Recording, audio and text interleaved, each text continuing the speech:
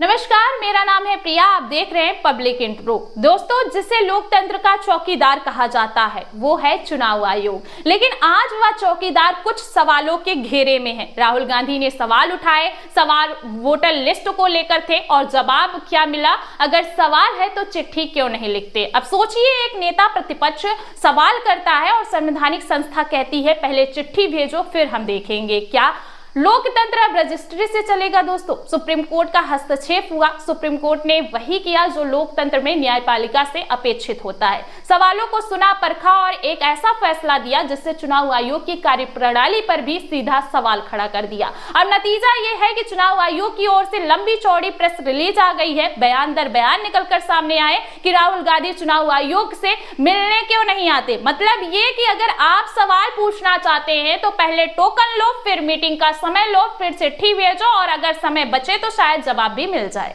दूसरी तरफ यह भी चर्चा है कि प्रधानमंत्री मोदी और गृह मंत्री अचानक हाई लेवल मीटिंग बुलाए हैं। तो क्या सुप्रीम कोर्ट के फैसले ने केंद्र सरकार को सोचने पर मजबूर कर दिया है? इस पूरे मामले में असली सवाल क्या है? क्या चुनाव आयोग अपनी संवैधानिक जिम्मेदारी निभा पा रहा है? क्या विपक्ष के सवालों को सम्मान मिल रहा है? क्या मतदाता को पता है कि उसकी वोट की लिस्ट में नाम है या नहीं है? जनता को चाहिए सच्चाई, ना कि प्रेस रिलीज। और जब तक जनता पूछती रहेगी, लोकतंत्र जिंदा रहेगा।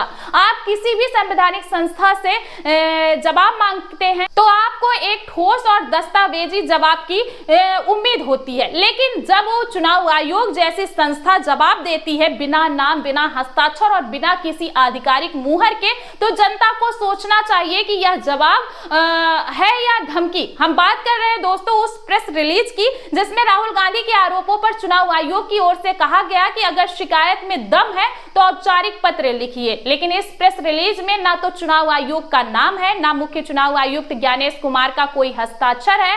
मतलब यह है कि एक लोकतांत्रिक व्यवस्था में जवाब मांगा गया और जवाब आया गुमनाम तरीके से। अब जरा सोचिए, कांग्रेस की तरफ से क्या कहा गया। कांग्रेस ने वह पत्र जारी किया और जो उन्होंने 7 फरवरी 2025 को चुनाव आयोग को भेजा था, वोटर लिस्ट में गड़बड़ियों को लेकर महाराष्ट्र और हरियाणा के संदर्भ में पत्र पर नाम भी है, मुहर भी है, हस्ताक्षर भी है और तारीख भी दर्ज है। इतना ही नहीं दोस्तों, कांग्रेस ने यह भी साफ कर दिया है कि इससे पहले 10 दिसंबर 2024 को भी पत्र भेजा गया था। तो अब सवाल यह है कि जब पत्र लिखा गया, दस्तावेज मौजूद है, तारीख दर्ज है, चुनाव आयोग फिर ये क्यों कह रहा है कि पत्र भेजिए? क्या ये जानबूझकर किया गया भ्रम है या संस्था की भूल है या फिर लोकतंत्र की सबसे बुनियादी प्रक्रिया यानी पूछे गए सवाल का जवाब देना अब इतना मुश्किल हो गया है?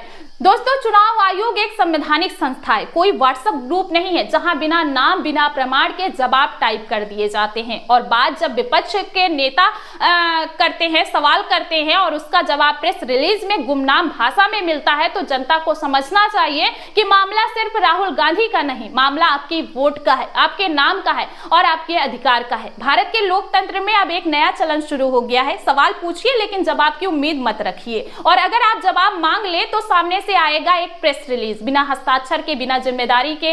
हम बात कर रहे हैं चुनाव आयोग की उस प्रक्रिया की जो राहुल गांधी के गंभीर आरोपों के जवाब में दी गई है। मानो गूगल डॉक पर किसी ने टाइप कर दिया हो। राहुल गांधी ने सवाल पूछे, चुनाव आयोग ने कहा कि सवाल ही नहीं किए गए हैं, मिलने का समय भी नहीं मांगा गया। लेकिन द वायर की रिपोर्ट कुछ और कहती है। दोस्तों, खबर साफ लिखते हैं, इसमें देखा गया है कि आप देख सकते हैं कि इससे साबित करें कि चुनाव आयोग के हस्ताक्षर रहित खंडन के बाद राहुल गांधी ने धांधली के आरोप पर फिर जोर दिया है। अब आप सोचिए, जनता को सोचने की जरूरत है। जब एक नेता के सवाल पर कहा जाए सवाल ही नहीं पूछा गया है तो क्या जनता के सवालों को मान्यता मिलेगी?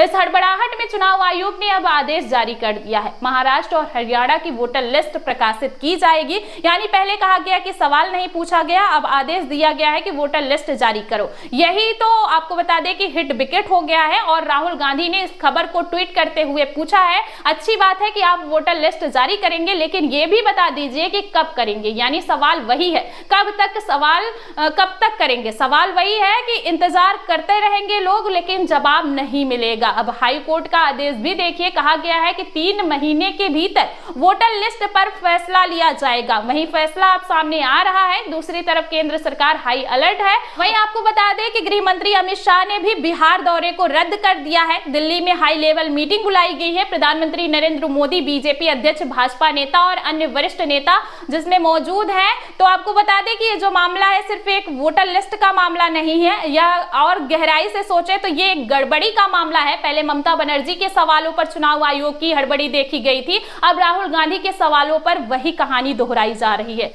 दोस्तों, हम ऐसे लोकतंत्र में जी रहे हैं जहां सवाल पूछना गुनाह बन जाता है और जवाब देना विकल्प बन जाता है। फिलहाल आप सभी को क्या लगता है, चुनाव आयोग जिस तरीके से हाई कोर्ट के आदेश से घबराया है, क्या लगता है वोटर लिस्ट जारी करेगा या नहीं? क्योंकि ये आदेश दिए हुए भी अब 4 से 5 दिन का वक्त बीत चुका है, अभी तक जो है चुनाव आयोग वोटर लिस्ट नहीं जारी किया है। हाईकोर्ट ने आदेश दे दिए है कि 3 महीने के भीतर आपको जारी करना है। अब चुनाव आयोग की हड़बड़ाहट साफ नजर आ रही है। वहीं राहुल गांधी जो है अपने सवाल के जवाब का इंतजार कर रहे हैं। फिलहाल आप सभी को क्या लगता है, राहुल गांधी के सवालों का जवाब मिलेगा कि नहीं? कमेंट में अपनी राय जरूर दें।